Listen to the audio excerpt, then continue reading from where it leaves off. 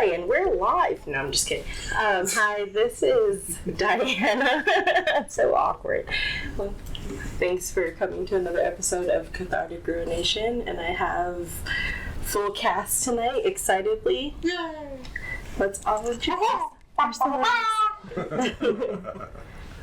Who's here tonight, please? I am Shaw Don. After dark. I'm Nasty Nick P. And you're still Dexter. Still Dexterfield Morning Chefs. AKA Megamind. So we haven't done a cathartic in a while with all of us even. We thought we'd just make it a thing tonight, and I'm excited for it, honestly. I've been wanting to do this for a while now. So, tonight I want to get into intersectionality is what I started off with. Inner what? Intersectionality. Yes, I've been learning new words all the time, my friend. Is that like Section 8 but high class? Kinda, actually. Like sadly. intersection or something. It's actually pretty interesting. So he put me on this, actually. Nick, sir. It sounds weird calling you by your name. Well, I don't know if he's comfortable with the bedroom names on audio, but hey, whatever. If I just called him Nick, he would look at me like, what the fuck? What? I'm curious. I'm comfortable with her calling him whatever they say. It's not like I call him, like, I don't know. It's Sir Nicholas of Honey Dipped Ham. Say the For whole men, thing. it's like, never mind. All right, let's go. Let's keep it. I like it glazed, bitch.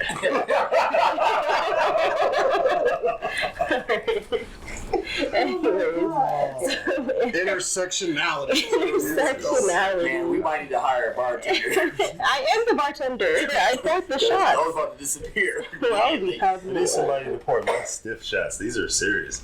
Oh, I apologize. I have this problem where everything I do is strong. Okay. So let's get down to business. Fucking Nick. I'm just sitting here drinking the Dr. Pop. Mind my business.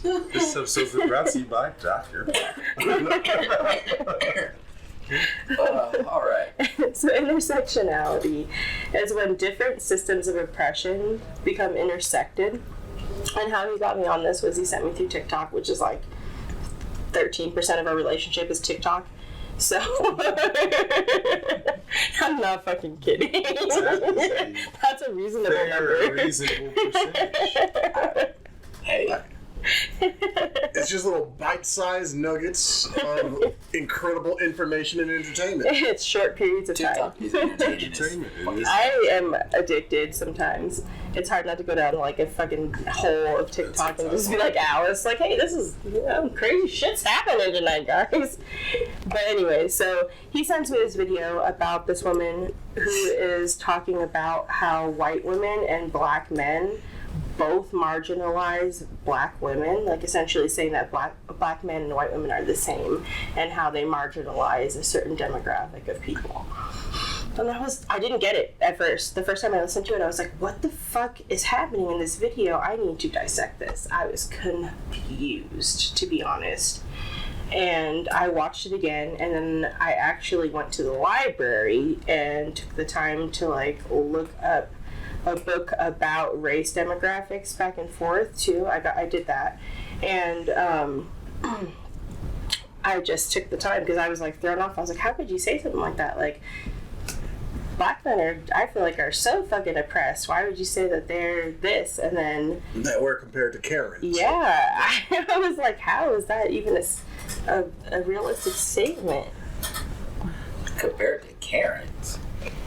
Black men, white women. Trust me, she's gonna get into it. That's just a very interesting statement. But, Yeah. Well, and essentially, it was this woman talking about how black men and white women are the same, and then it was a black man who was like, hey, you're tagging me in this, and you're expecting me to pop off about this girl, but she's not wrong. They're talking about intersectionality, and essentially what they're saying is black men want to be so fucking masculine in the moment when it's a race conversation, but they want to discredit a black woman suffering and like lessen it essentially, just like white women do. And I was like, that's a fucking bold ass statement. But at the same time, like, look at just a basic statistic of how many more black women die at childbirth than, you know, white women. That's a scary one. And that alone is just like a privilege. Like, you literally have a better advantage of surviving childbirth than I do. And we all fuck, so. I have never looked that up. Oh, it's fucking insane. Well, I mean, did you guys know the whole stereotype of a black woman not being able to get the right treatment when she goes in, whether it be, you know, what's in her head or what's in her body? They totally discredit how she feels about her pain and don't always take it seriously. And medically in general, how black people were viewed at pain tolerance. That shit still happens. Which is insane. Just freaking insane. So there's just this idea of like oppressed oppressors, and how on one point you just need to pick on somebody else that you can. Pressures in general that are causing you to invalidate somebody else's persecution. So I was just like blown away by that. Just in like a minute of time, they described all this shit, and so I had to break it down a little bit more. But it just brought me to my ideas overall tonight about the effects of power in our society and how it impacts your mind. And I think that that's something that we overlook sometimes, just even the dynamic of what it gains to ascertain power, and then how once you become powerful, if you have those same qualities, sometimes you're looked at like almost a dictator if you keep that same energy. Because you have to do a lot to get to a place of power. You have to like kind of step over people, in my opinion. Okay. That's a whole different conversation, but I'll leave it there. How is it a whole different conversation? That's the whole point of this conversation. That one goes into a lot more depth. I agree. Well, he listens to some crazy ass psychology books about power manipulation, so I am super intrigued. Well, again, money is not power. Money is a form of power. It's a medium of manipulation. Exactly. And some people are born into money. There's no reason for us to know who the hell Colin Hanks is, but we do. There's no reason for us to know who Paris Hilton is, but we do. Yeah. They both have a form of power. Their power right now is just basically being the child of somebody important.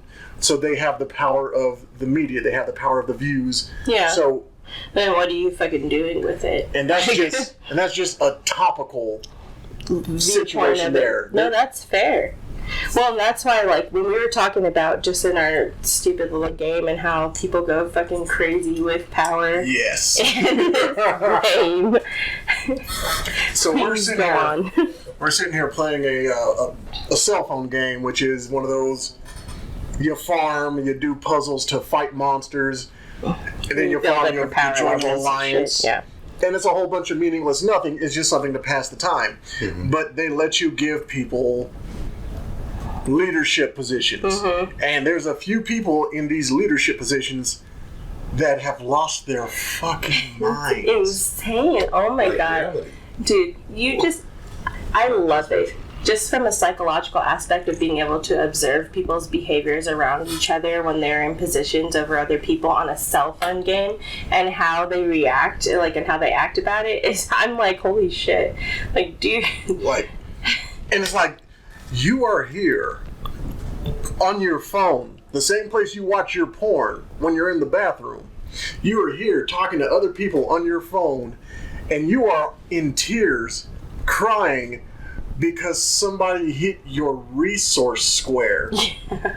And you're telling somebody else, another human being who may be in class. You have no idea what the fuck's going on in their life. Like, why are you mad? You're running to this sixth grader telling them, hey, this person hit my resource tile. What are you going to do about it? And this sixth grader's like, don't come to me with such petty things. Yeah. I'm too powerful. I'm too important for this. My allowance pays for this shit, okay? Yeah. They're basically, you're talking to Omni-Man. Yeah. who will flat out tell you, no, you're too important to stop a fucking drug dealer. Yeah. You are out here to stop meteorites from hitting the earth. And he's not wrong, because if they are that fucking powerful, nobody cares what's going on in your real life. Like, just come back me up there. Like, reinforce me. And all it was some other 6th grader gave their friend a higher position in their cell phone game alliance. And they assumed control, and an adult who's at work, who's probably earning 6 figures, has put themselves in the role of somebody subservient, somebody under them, somebody lower ranking, just because some random person you'll never meet gave their friend a higher title. And it's just silly, but it's just funny to see how seriously people take it. It's just like, it's meaningless in the reality of things. And I think that goes to stand with, like, even jobs, when we're just trying to deal with people who are above us at Ross and just working like a retail job or McDonald's, you know, or whatever you're doing, working IT. Like, you always are going to have somebody that you have to deal with that has this sense of grandeur. And it's like, dude, we're all, if you really want to think about how important we are right now, you would not give a fuck about my imaginary slight that I gave you. Like, I didn't even mean to piss you off for whatever I did. Sorry, I'm here.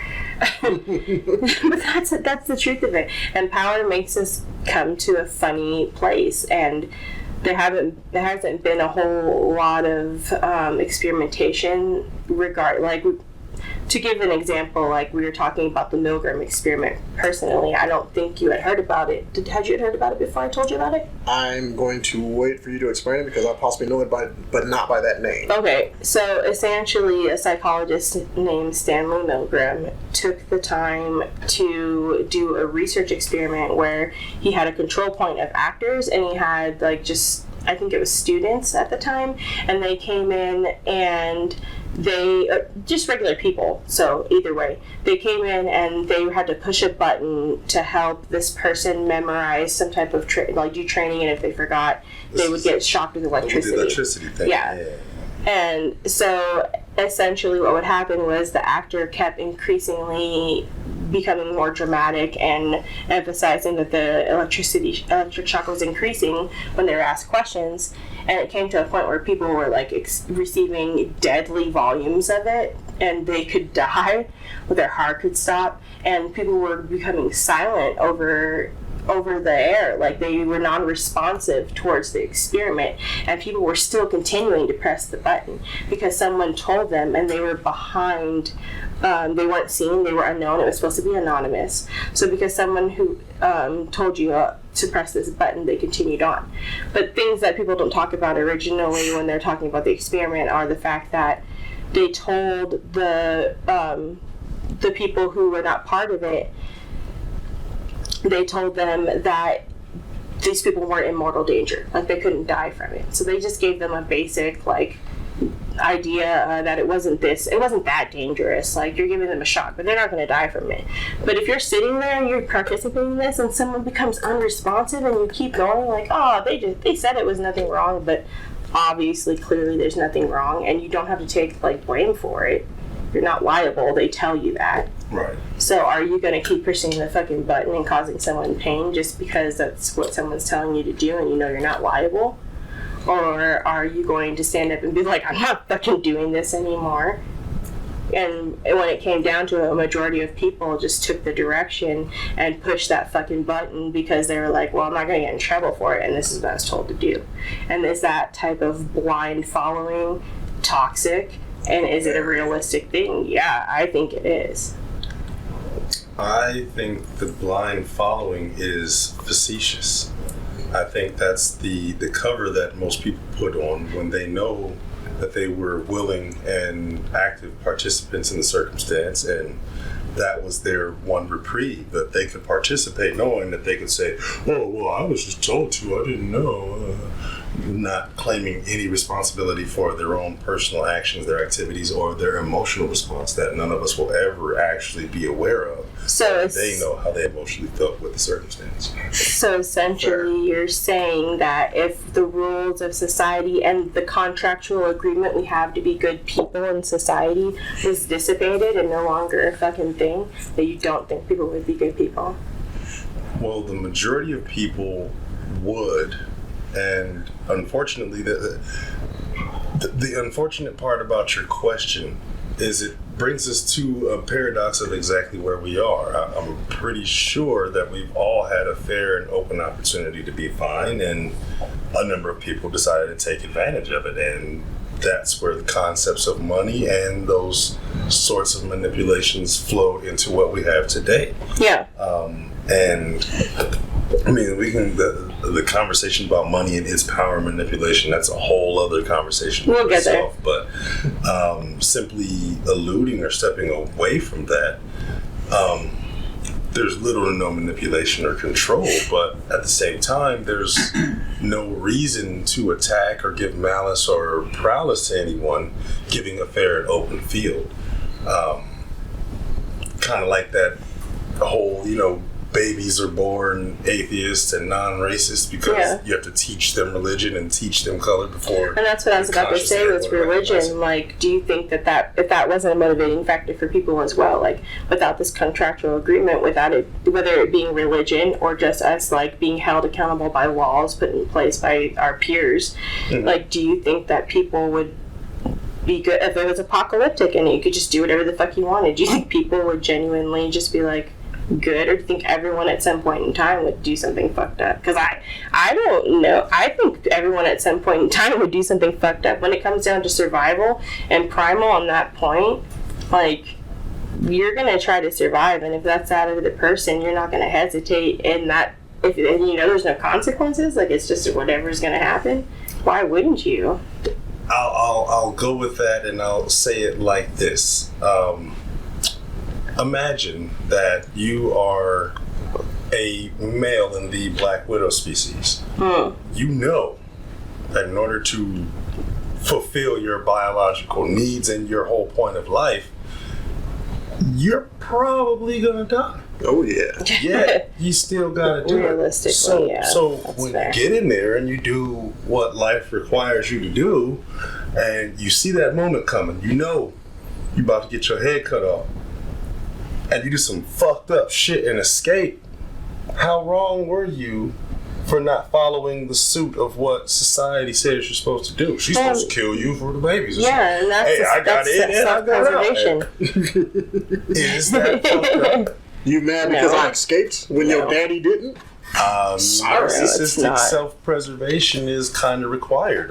Babies do it all the time. A baby don't give a shit about what you're talking about. If they're hot, they're gonna scream. If they're hungry, they're gonna scream, and they're gonna do everything that they need to get their fucking attention to make sure that they survive. Yeah. That's narcissism in its needed primal root. It has a mandatory place.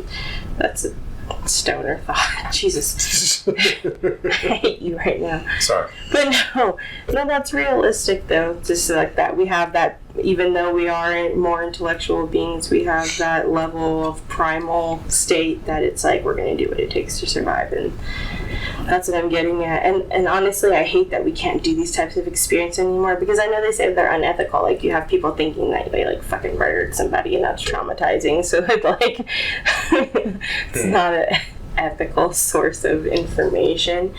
But they changed it. Like, I think it was 1974 they did the National Research Act, and that made it so we couldn't have people being certain levels of guinea pigs. And there were like rules and regulations to the types of studies you could be done with people that aren't going to cause them a certain type of trauma. So like now we can't do those studies, but that's one of the most popular studies when it's regarding like how people, what's the word I was looking for? Destructive blind following, I guess. Yeah. And I wish that we could do more. It sounds terrible. But Groupthink, which is very dangerous. Hive mind, yes. Mm-hmm. I've seen some crazy stuff in that same realm. Like there was another experiment with they had took a number of college students, I want to say, and they had half of them act like prison guards and the other half act like prisoners. Yes, that's right. And they had to shut the experiment down inside of like 2 or 3 days because it got out of control that fast. Wild. Like they were like really beating each other, and this was a game. It was fake, and it got so out of control. But and everyone would go and flow to that whole, well, I was ordered. And the truth is we're all emotional beings. They got caught in the emotion. They were in the heat of the moment, and they actually enjoyed it, no matter how bad or good it was.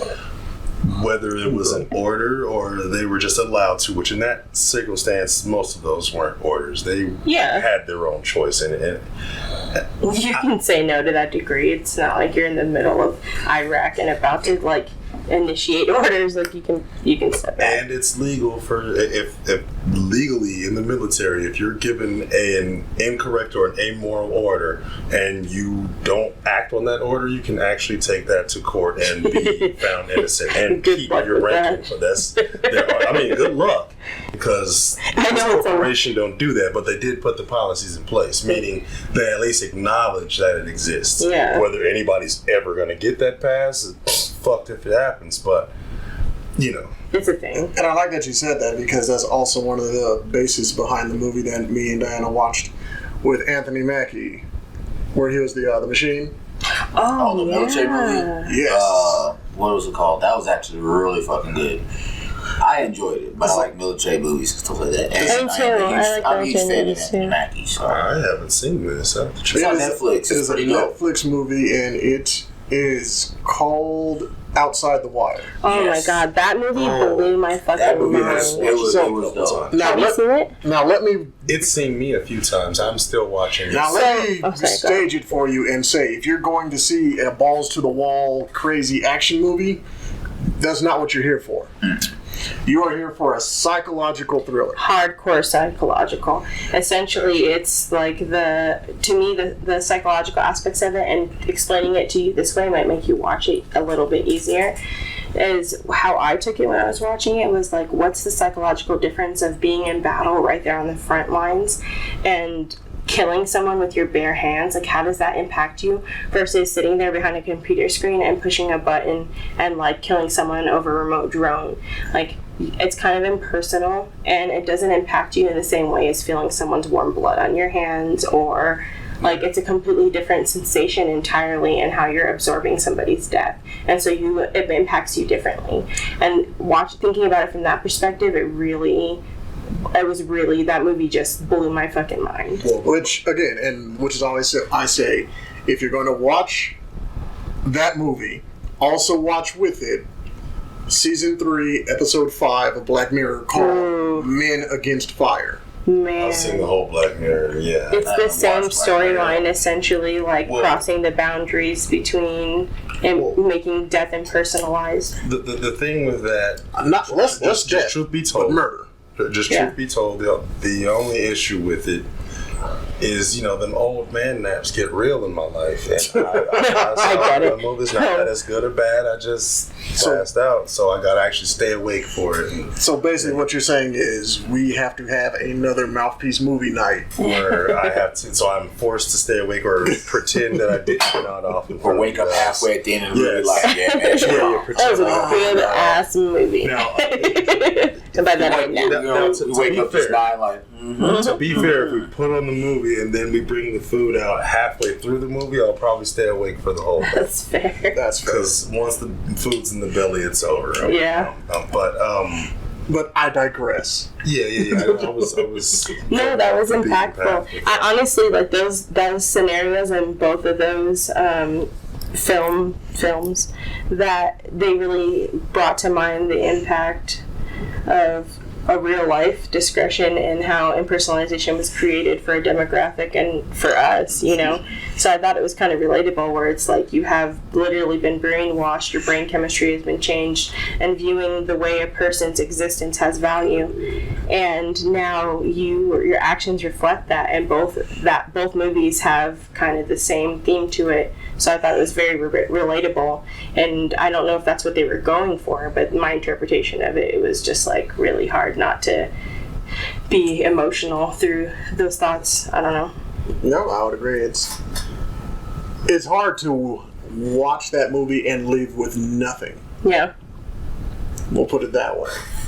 Because if you can watch that movie and be like, oh, that was a whack movie, there wasn't enough booms in it, you are the problem. You're missing the message. You went into that movie looking for something that movie was not. Or The movie wasn't set up to give you. Or they are one of the people running around here talking about Back of the Blue, because that is 100% men against fire. Yeah, true. Yeah. Well, not only that, but I just think that when people view it, they don't always have the expectations of what the movie's going to be. Like if it's just a basic fighting movie or a basic Marvel, just a superhero movie, you're getting a certain type of theme, but you don't know what this is about. You're just watching it, and it's like, oh, I wasn't expecting a political message with this. Which it's terrible action. to approach art with expectations. Yeah. You're supposed to allow art. Just like life, you can expect everything you want out of life, and it's going to give you what you're going to take anyway, whether you want to take it or not. So don't put too many expectations on it. Just kind of, enjoy the ride. Get knocked down, get back up, or stay down and let life keep running you over. Whatever. But I get up Now, again. the basis of her question was, would people be good if there wasn't any societal oversight? Yeah. I personally don't believe there's anything such as good or evil. I didn't disagree with those concepts altogether. People are going to stay in line because people know consequence. If you go in the yard where there's a big mean ass dog and he tears you into an asshole, you knew better than to cross that fence. I can say what I want, I'll do what I want, but there are other people who will fuck me up for getting out of line. There's right and wrong. Yeah. And with Is quote there? unquote, But not even right and wrong. Like in his example, like Cujo had a freaking disease that rotted his brain, and he couldn't control his actions. But he wasn't wrong for attacking those people. it was There's I guess another way of putting it, everyone should have a basic concept of what's right and wrong. Like a moral compass. Yeah, like like he said, you hop your ass over this fence, and there's a big ass dog in that yard.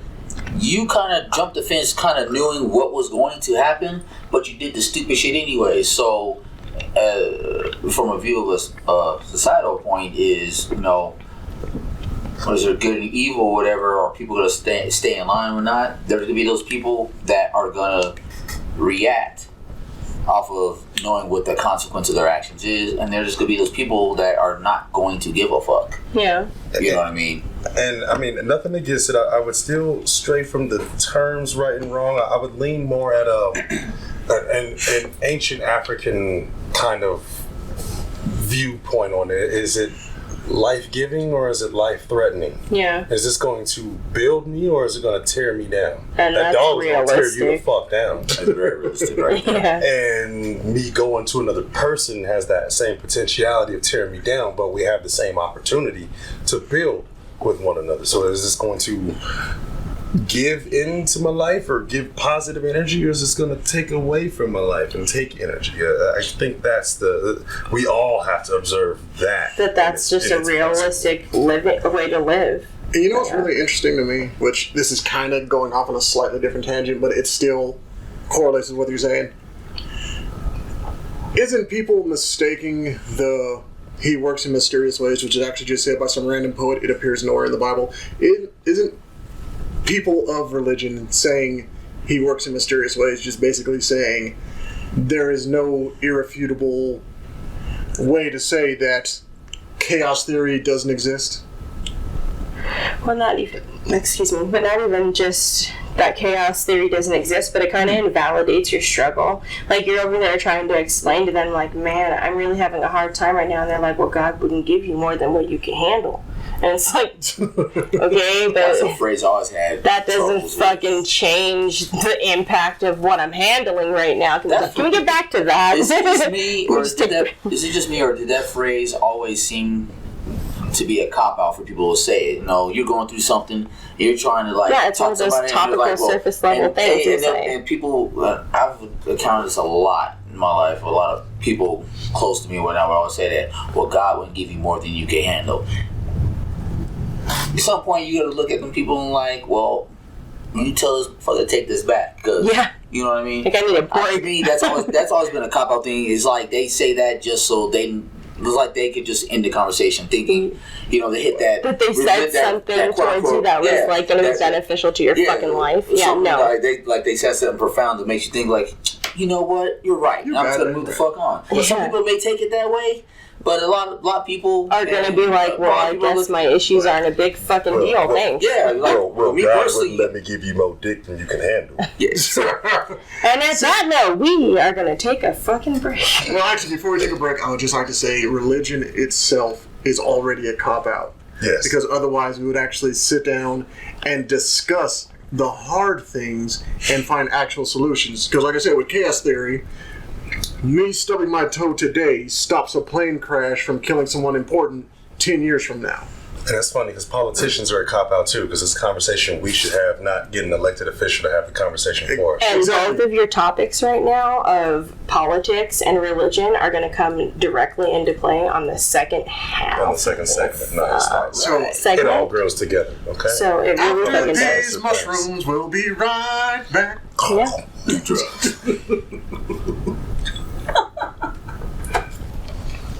And we're back. Yes, we are. Back. To the second half of this episode of Cathartic Ruination. And like I said before, we are definitely going to merge into the general impact of religion and politics on everyday bullshit that we have to deal with. Wah, wah, wah. Yeah, it sounds sad, but it's realistic. Are you going to push it? Do it. Hold on. Disappointing and unfortunate. I'm going to put something right here just like.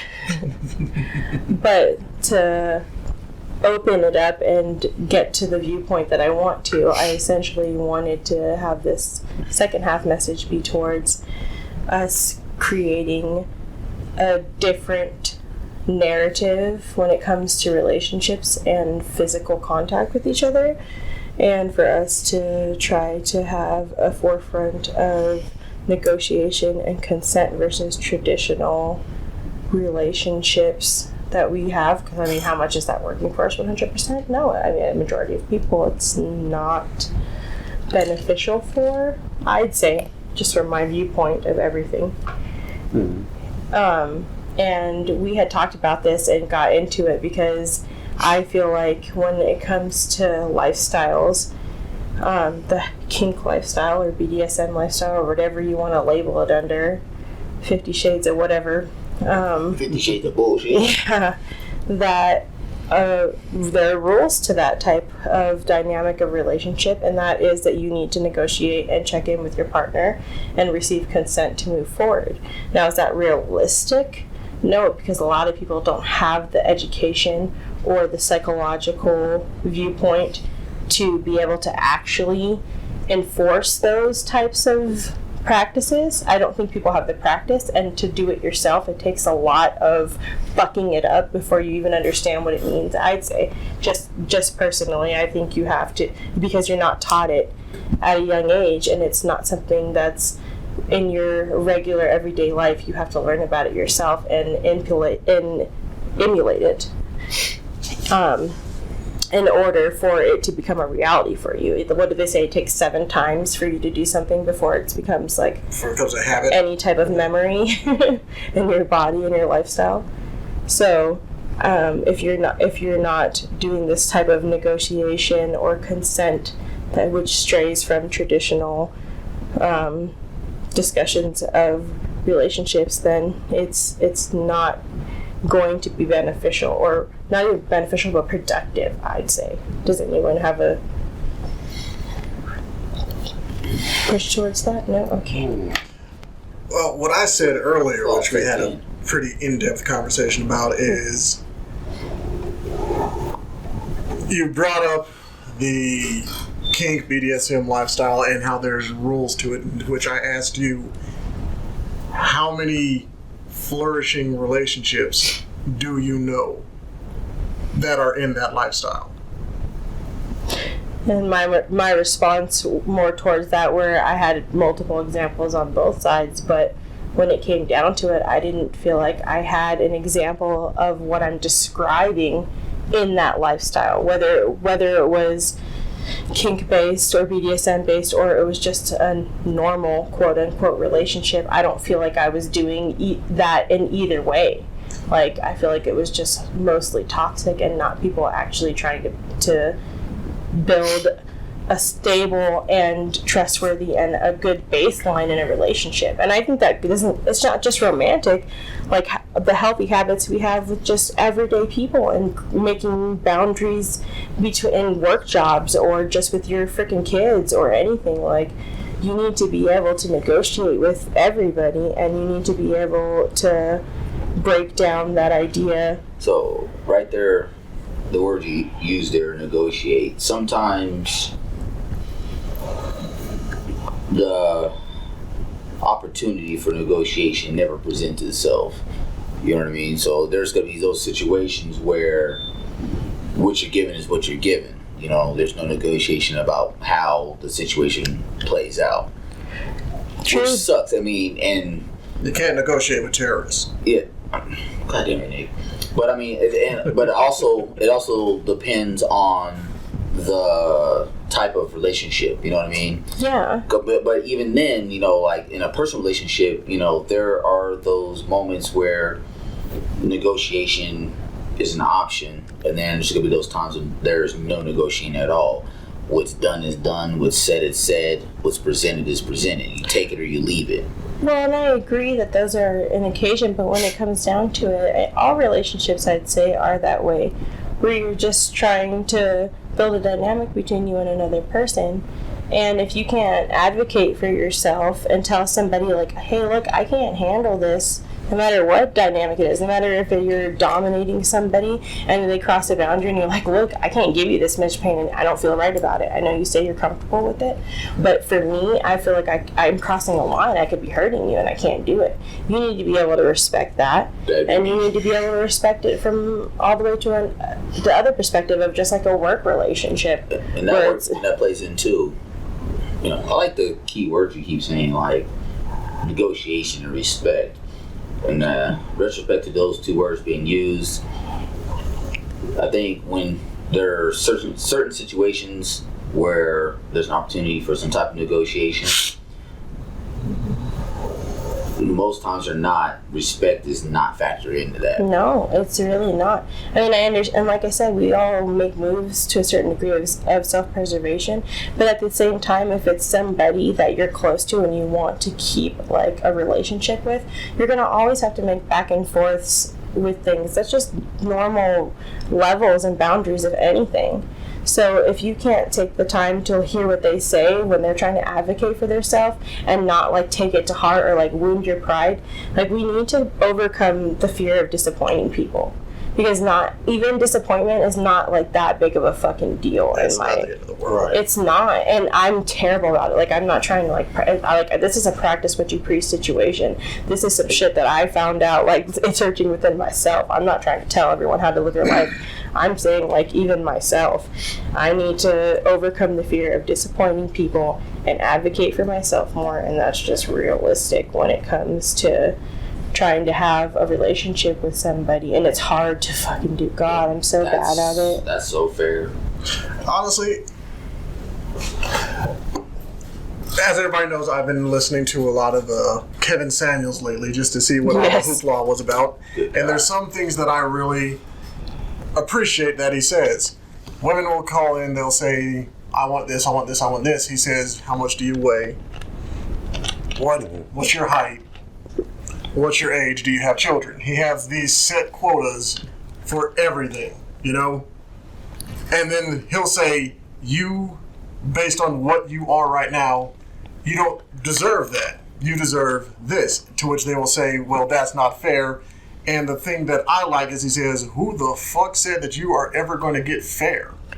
Yeah. See, that's yes. That's no. what I like about him. It's like something like he is so blunt to the point like he borderlines disrespectful, but you can't be mad at what he says because sometimes, and honestly, it's not a knock towards women at all. Some of the women that call on his show and ask for advice or whatever, I swear to God, these got to be some really delusional ass women because they want this type of level of a guy, a man, whatever lifestyle. And when he breaks it down to them and brings them back to reality, and they're still on that bullshit, like, well, I know what I deserve, and he'd be like, then die alone. Yeah, he's like, he literally tells you die alone. What's the one you watched one time? He was like, what makes you think you are on that level to ask for that level or something? I can't remember exactly what he said. And it's kind of like. But see, my thing is, they keep going back to what's fair, and why is fair even in your vocabulary? Honestly? It shouldn't be. It should, especially in the dynamic. Like just from that perspective, like it's black on black conversations a lot of the time. It's black women talking to this black man. And I'm not trying to make it always about that, but realistically, that we don't even have fair in the setup of our everyday lives in that perspective. Just when we're talking about advocating for ourselves and creating this relationship where it's normal to have these conversations, even physically, talking about, sharing your body with somebody. You should talk about what you like, what you want to do, what you don't want to do, what you're willing to experiment with. And that's dynamic is always going to be fucking changing. And the thing that I think people have to get accustomed to is letting people go. Just because you negotiate doesn't mean the terms are going to stay solid. Doesn't mean they're going to stay there. Doesn't mean they're permanent. Yeah, things are always going to change. What you want and what's good for you right now might not be the same a year from now, 10 years from now, 15 years from now. No matter how much I love you and care about you, that doesn't mean that what's happening between you and me right now is going to work in every instance, and that's not a bad thing. Yeah, honestly, there are a lot of people in everybody in this room's life that we thought, man, I'm going to grow old with this person. I'm not just saying in a romantic relationship, like friends. Yeah, keep them around. I can't wait to see what craziness we're doing when we're 80, and then a week later, they crossed a boundary that can never be forgiven, or not even a boundary. Like shit, you move to another state and have to deal with another 1,000 people that you see on a regular basis, and you don't have room for everybody else. Yeah. That's realistic. And Disney, Paramount, all these movie companies will keep teaching you, no, this person is your forever friend. They're your soul. Like, no, you were friends due to proximity. Yes. You grew up with them. This is not the person that's going to be with you all of your life. And if it is, you're probably living an unfulfilled life because you've never looked that's around. not always even necessarily true. I just think that we need to break away from that basic coding when it comes to a lot of things, and that falls back into this. Like the education system is the biggest fucking problem. I say that we need to negotiate and give consent back and forth with even like sexual relationships, but we don't even have that narrative into basic everyday education of relationships. Health class and relationship class and sex ed, they don't teach you those types of dynamics. And that's for fucking... No, there are relationship classes, yeah. In public school. It depends on the school you go to, but yes, that's a fucking thing. They do teach like parenting or... Right. I've seen all kinds of different things. I went to like 11 different schools by the time I graduated. There's all kinds of choices out there. I was not aware of such a thing. I was making a joke, but if that's a real thing, that is something. That needs to spread out. But financial literacy really financial literacy is a thing too, but do you want to know the differences in where I was and why I got the different types of education I got?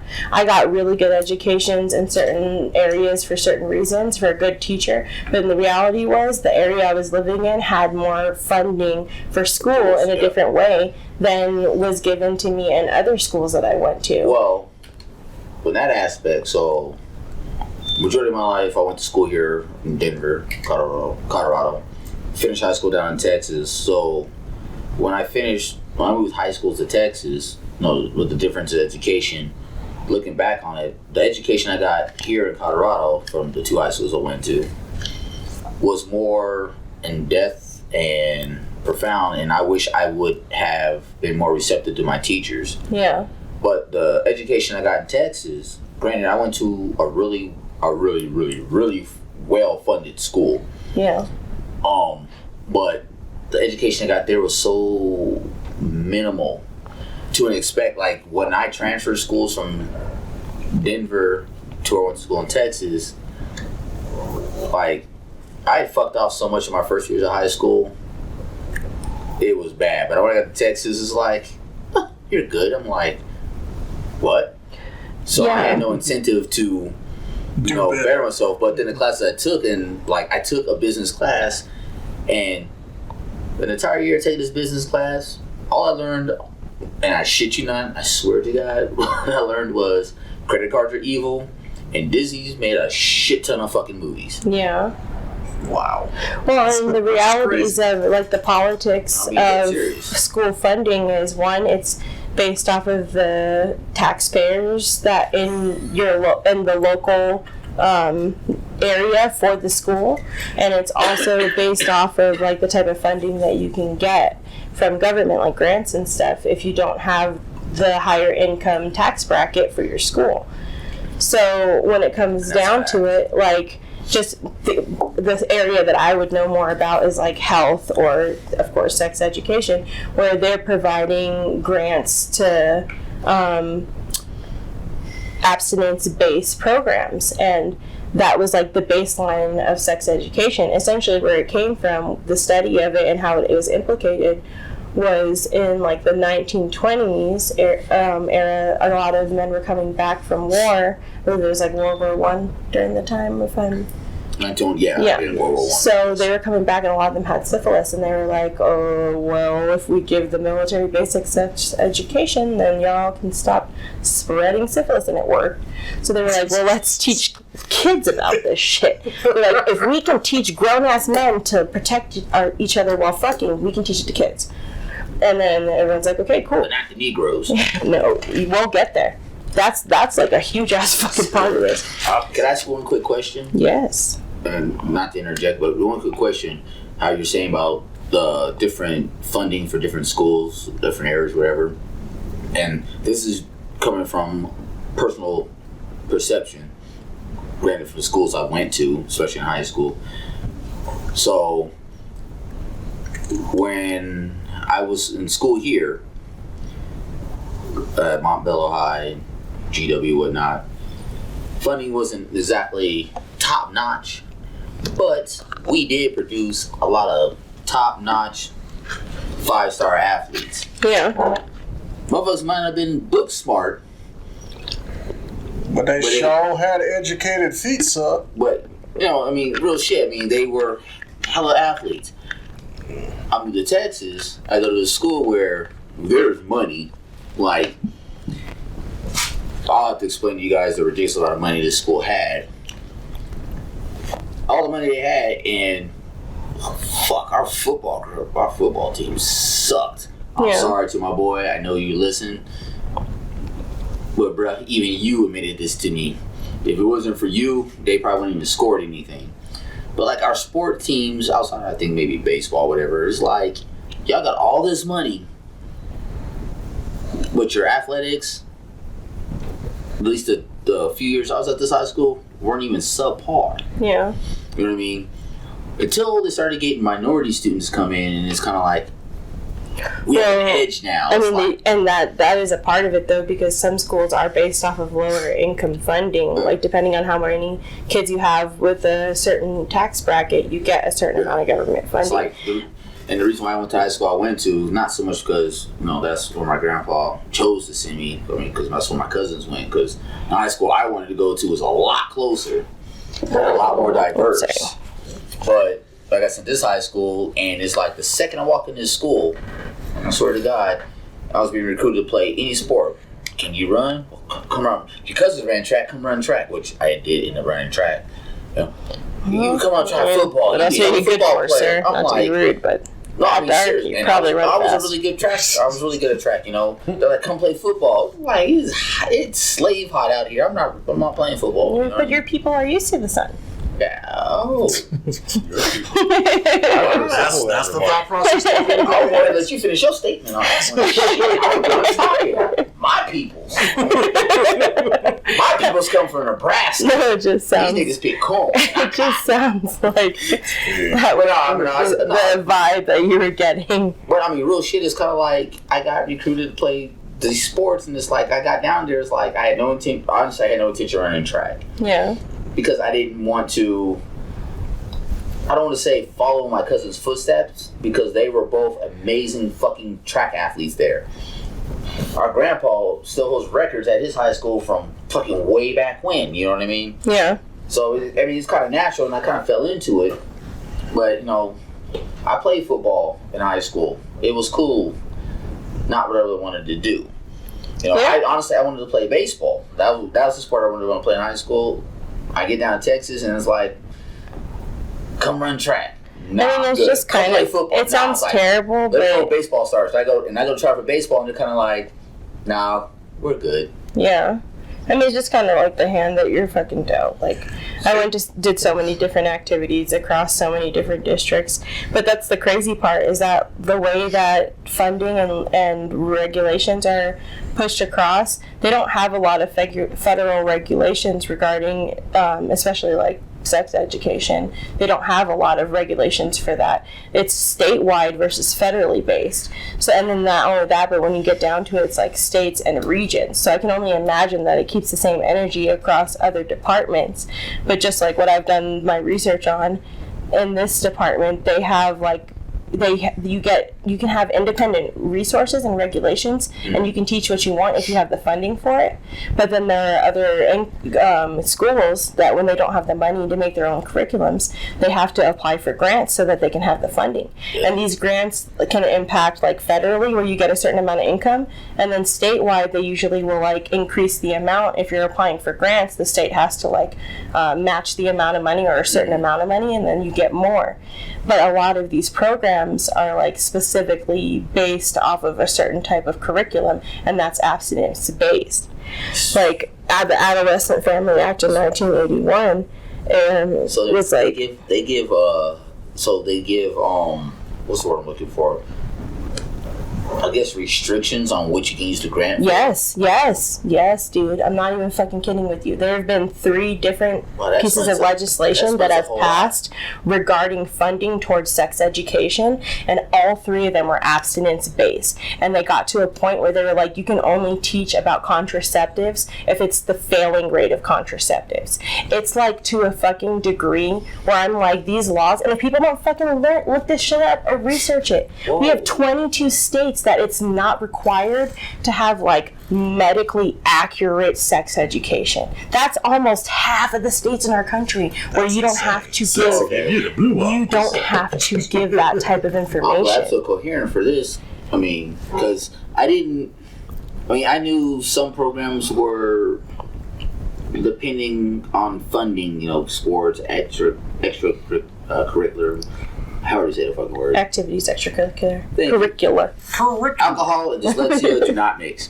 But I knew it came down to funding because, like, growing up here in Denver, you know, there's certain programs that were cut because there was not enough funding for it. Well, exactly. Okay, so the point is this, and this goes back to like basics of redlining. We live in certain areas. We cannot buy property. We are renting, so the tax bracket is not the same of areas where people are buying their houses. It's just different because they are spending money differently than we are. We're just fucking renting, so we don't have the same property taxes. The schools in our local areas of people who just do renters and don't make enough money, they have to apply for grants because they don't have the money from the taxes. The grants are only being given to us if we meet certain criteria.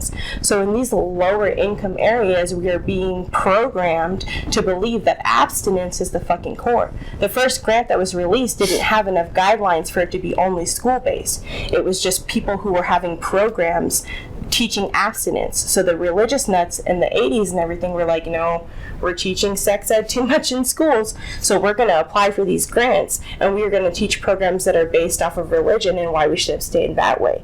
If I don't even have like I don't even have a huge problem with abstinence-based teaching, but religion-based abstinence teaching is where I draw the fucking line. We can teach kids don't fuck. It's easy for you to tell your kid, like, hey, I'm not trying to be rude, I don't really get it, we're gonna fuck, period, I can't control your vagina, sorry, my bad. But you can make the decisions on who you're allowing in your body and do it fucking wisely, because you don't know what's on the other side of that dick or that vagina. You don't know. So respect yourself and be fucking critical about who you allow or touch your body. That's abstinence based. That's right why there. these teachers we had growing up, like, not because it's wrong and you should be procreating for marriage and having kids. That's why these teachers I had growing up, granted, I'm only a few years older than Nick, before he starts to fucking Methuselah jokes and shit like that.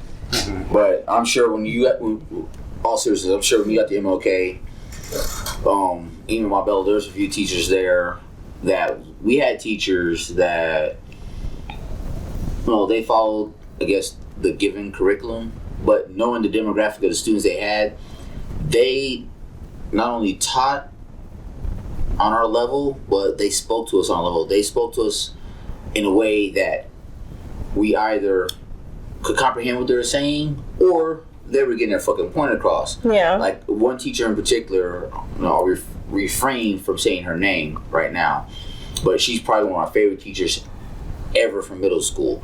And she was always professional, whatever, you know what I mean? She always kept it on that teacher-student level. But there were some of us as students, and myself included in this, where she had to talk to us in a way that we understood, like the way our parents talked to us at home, refraining from certain profanities and stuff like that until she got pushed that limit. But there's things she would come at us and she'd say, I think it's all about the way you present it, the way you say things. Yeah. Because if you say things in a manner that a child, teenager, hell, even adult is not used to, they're not going to perceive it. Yeah. They're not going to understand it. They're not going to take it in. Yes. But if you say it in a way that they, I guess, for lack of can comprehend. Yeah, lack of better words is comprehend or understand. You put it in a way that they're used to hearing it, they're going to be like, okay, I got you. And like me being the way I was raised, I have aunts and uncles that are professors and educators and stuff like that, so I kind of have that. I still have that street hood mentality, but I also have that upper learning mentality too. I guess when you can call you it. have pet parent, like family members or educators, you just it's no choice. So like me when I moved to Texas to this richer, money funded school, where they speak a whole different type of language. The expectations are different. Yeah, so, people have different levels of comprehension of English. Exactly. So, I saw how they were talking to other students, but then, and this is, I guess you could call it me playing a race card or whatever, being one of the few minorities in my class, because I have Hispanic students in my classes. But when they get to me, I actually had a few teachers that would try to dumb it up for me. But then when they hear me speak and hear me articulate, they'd be kind of like, oh shit, he knows what he's talking about. Wow, you're very articulate for your demographic. Yeah, and that's surprising. And it's like, because I had no fucking choice. Like, I could fall in line with the rest of these niggas and have a less vocabulary. And I could read less books if you want, but I happen to read a little more, my bad. Like, I had one teacher, I shit you not, one teacher. Teachers going around the classroom. She was explaining the class lesson, whatever, and when she got to me, she's like, well, if you need extra explanation, let me know, and I will help you. And I swear to God, tell that bitch, she's like, I'll help you. She's like, I will help you. She's like, I'll help you comprehend the lesson plan. Yeah. So you can follow it. And I looked at her. I was like, the lesson plan's fine. Isn't that extensive, bitch? What? But then I started asking questions about it, and I found loopholes in it. And she's looking at me. She's like, and I'll never forget it. She looks at me. She's like, well, You're very articulate. I hate that shit. So that's what you should She, turn around. no, she does this. I should. So you're like, for a nigga, yes. This is the one time I wish she were on camera. She goes, "You're very articulate." Like she was like taken this. back by, it, and she leans into me. She's like, "Are you not from Texas?" I was like, "No, I'm from Colorado." And she she was said, like, oh, duh, that's why. and it's the first time I ever heard this phrase to another human being. She's like, "Oh, so you're a Yankee?" I was like, Damn. But that goes to show you, like, realistically, different parts of the region, even if people have that basic idea of stereotypes, if you're from a different region, that the state regulations are different for education, and you're taught different criteria because it's not like a law for them to force you to learn abstinence. There are some states where it's like you can only teach about gay relationships if it's about STDs. That's a fucking thing. It's like 6 states or something Texas. like that, where if you're talking about like sex education and you're talking about gay relationships, you can't talk about it unless it's from a certain perspective. my sex ed teacher. And that's a fucking like My sex ed checkpoint. teacher in Texas was gay as. Hold on, my sex ed teacher in Texas was super gay. How the school did not know that was fucking weird because all she taught about is how men are fucking terrible.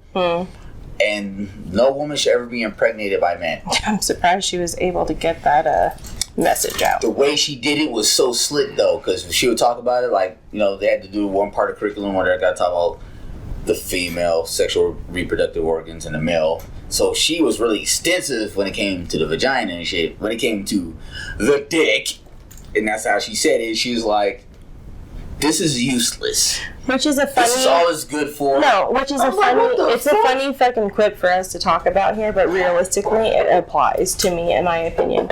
Like, and this is why I hate to sound like such a fucking stickler and like a high horse or whatever, but we do need to be like aware, if we're talking about it and you're listening to this shit, you are now aware of this basic level of intimacy between you and another person, and realizing that you were programmed to not view things this way and that it's okay to question it. So now at this point we're all responsible to try and adopt that viewpoint, in my opinion, even if you're listening. Like, no matter how much practice you have with it, no matter what level it is, you don't have to go and tell your partner like, look, I don't want to suck dick anymore. I can't do it. Like, it doesn't have to be that fucking degree. But you can... Bitch, the door! Yeah. You don't have to, like, lay it down and make it dramatic. But just on a basic fucking level, create that environment where it's healthy for you to talk to your partner, even if it's uncomfortable. It's hard to tell someone how you feel about something, because, and the biggest part about that, what we need to realize, having that environment is one thing, but realizing that people are constantly fucking changing and adapting, and and how they feel about something is going to be different from today than tomorrow than whatever. Like, that's the hard part, understanding. But then you're like, wait, this isn't how you felt 5 years ago. Like, you didn't. What? This is different. So just keep in mind, if somebody can't do the basic thing of just listening to you, I mean, they listen to bad music, they listen to terrible TV shows, they listen to boring news. If they can't just listen to you, it's okay to let them go. Yeah. That's the basic minimum. It's hard and it hurts, and I understand that, and that doesn't make it less valid. Like, it can be hard and painful and the right thing to do. Yeah. It's not, they don't correlate, and that's the hard part I think people have, is that there's no like black and white to fucking everything. A lot of things are and or. Like, you can have something upsetting you, and it can also be something that you need to get rid of. It can be something that feels good, and it can also not be good for you. So that's the biggest thing we need to realize, that sometimes Don't press your views and beliefs on others if they're not receptive to it. Well, and that's not even true. Like, you can push your views and viewpoints on people, but you need to be ready for them to not accept it, though, at the same time. Because there's always that opening. Like, people don't have to listen to what I have to say and agree with it, and, you know, or whatever. Even if I'm even if you go Google some of the shit I've said, and you're like, oh, wait, she actually... Okay, that's the thing. I guess my wording was wrong. But, I mean... I guess that's how I view it. Like, there's some people that will try to press and push their points on you, their views, be political, religious, whatever. Yeah. Like, you have to, this is the way it needs to be, blah, blah, blah. And like you said, you know, you got to be prepared for people to push that narrative. Yeah, but that doesn't. Either question it or just flat out tell you fuck off. Yeah. You know what I mean? But then you get some of those people that do not respond to that. You know, Trump supporters. And, but you know what I mean? But you don't owe anyone anything. Yeah, either, you know what I mean? I mean, you know? if you come to me and tell like, you know, you live your life by the Bible, this, that, the other, whatever. Me personally, I'm gonna be like, all right, cool. I'm glad you feel that way, but yeah, you know what? I'm gonna go ahead and go. I'm gonna keep going this way, which is fine. Like, I think people should be able to respect that, and I don't know where we cross that line where it's like a personal affront. Like, it's like if you're working at like a fucking retail store and someone steals, like, it's not your money. You didn't make that purse. Like, calm the fuck down. Like, Jesus. That's a $900 purse. Bitch, you made $12.50 an hour. Shut the fuck up. Yeah. I was like, that purse is like 2 of your weekdays, ho. This purse is your entire paycheck. You might want to shut the fuck up. And that's fine. But that's what I'm just saying, is I think people really need to just make like, room to be. There's religious Karens in the world. There's political Karens in the world. Hold on, what was the... Oh, God, we had a nickname. Well, just because something's a fucking bill or some type of legislation doesn't mean that it's What's the right. right version of a Karen? God damn it. Was it a Steve? A Kyle? No, I have a dude at work that's named Kyle, and he's pretty fucking dope. So I can't do that to him. Fuck, what was it? It's the fact that the Karens demand the name I want to use. Version The name I want to use, I can't use because a couple of coworkers listen to this, and if I say the name I want to use, I'm going to lose my job. Either way. If you're listening, you know what I'm talking about. Giggle amongst yourselves, and I'll see you Monday. But yeah, either way, that Steve. was just my. That's what it was. Yeah, I've heard that. Or a Kevin. No, it wasn't a Kevin. Service. Yeah, it was a Steve. That's just my perspective. And to all you Karens in the world, Mouthpiece is not for you. I mean, it's for everybody. But like, if you listen, you might want to start taking notes. Well, it's just realistic. When Diana is talking because she is the truth. I can say things from my perspective, but just because you don't have the same viewpoint or the same experience with what I'm talking about doesn't mean you can't advocate for it. Yeah, we're right there. Again, and valid you experience. cannot understand what I'm talking about because you've never been for it and realize that it's a reality for a lot of people. That doesn't mean that what you've been through you should feel defensive about. I can't change that I grew up this way the way you can't choose that you grew up that way. How you move forward, just because it's not your reality, just like it's not my reality that I can go wherever I want and not look at a price tag. That's not my reality, and that's okay. That's a lot of people who experience that, you know. And I think that's where we need to like get past and come together. Just because we can't understand where you're coming from, or we don't have the same interests as you, or it doesn't impact us the same way, doesn't mean we shouldn't have an involvement with it. Like it's just realistic. Like you said, the people that haven't experienced what you experienced. Yeah. And, you know, like what I'm talking, a lot of the stuff I talk about, like I listen to other people's shows. I listen to, like, a lot of the motivation behind some of the things I went through was about these 2 freaking white chicks who have this show. I love their sex education show. And they have no idea what it's like to experience some of the things they talked about from their perspective, but they still talked about it. Like, I listened to it and I was like, okay, you don't need to explain some of these things to me because I live them. But they have a demographic where it's like a lot of these people don't have a fucking clue what it's like to live this reality, and they're preaching from the perspective of like, hey, we don't live this life, but we know it's your reality and other people should know about it. And that's the important part. That's like the example I appreciate. Again, I get mad sometimes They're when giving a voice in there. They're giving not only a voice, but they're fighting a fight that's not even theirs necessarily 100%. I mean, it is in some ways. Like I said, when you have this knowledge, it's kind of hard for you to move forward and not be understanding about it. Emotional intelligence is a curse and a gift. It makes your relationships better with people because you have the ability to comprehend things from their perspective, but it also makes things worse because you can understand why people are behaving the way they do. That doesn't mean you have to accept it, but then you're like, ugh, I get it. I understand you're a piece of shit, and I understand why. It's not 100% your fault, but it doesn't mean you can't change it. And living that life is fucking tough. It is. So, especially if you're someone like yourself that has lived through and experienced certain situations, lifestyles, whatever the case may be, and then you hear somebody outside of that, someone that's never either not experienced it at all and just has a really clouded outlook on it, or perception of it, or someone that might have, they've tasted some of the lifestyle, whatever, and then you listen to them talk about it, and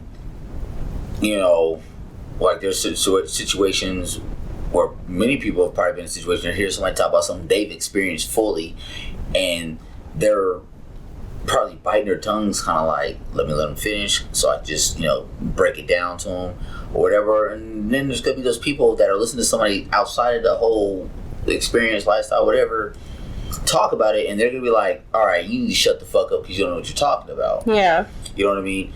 And in both cases, there's some validity there. Yes. But for those people on the outside,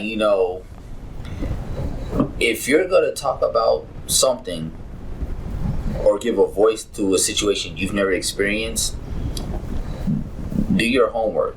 Yes. Do your research. Because if you're going to speak up on something, you got to understand, once you open your mouth on that, you are now, I don't want to say speaking for a demographic, but you are now putting a demographic out there. You put them in the forefront. For me, it's the gatekeeping of it. Like, don't fucking try to act like you have so much knowledge and you had the forefront of an idea or a movement or someone's struggle and don't have the education behind it. That part frustrates me, and it's what I have to deal with. But at the same time, just because someone hasn't experienced it doesn't mean they don't have good advice either. Yeah, exactly. That's the hardest part for me. If you're gonna be a gatekeeper or some shit like that, please. This is just my personal thought on it. If you're gonna gatekeep on some shit, for me, I hope you've fucking experienced it to some prolonged time frame or whatever. Some people don't. Some people don't ever experience it or don't know it to a certain degree. But don't again, gatekeep if you've never done it. Yes, I know. I've been. That's ready. just me. But no, yeah, and again, like, it's just viewing it from that perspective and trying to give it some give back and forth and being objective. Harder said than done, but we're all just trying to do our best to survive amongst each other on this planet, and I'm just glad that I get to share it with you guys. So, no, I am. Like, seriously, thank you for being here and listening to my bullshit and talking about it. I'll be sunk into the pockets. But yeah, I think I'm going to cut this short because we've been here long enough. So, thank you everyone for listening. I am Diana. I'm Shaw Dom. I'm Nasty Nick, aka Baloo P. What? And I am Tailspin. Dexter Field in the Blooms. Morning shot. Yes. This is Cathartic Ruination signing off. Bye. Dexter Field in the cotton field. Oh, wow. What do you think the field's about?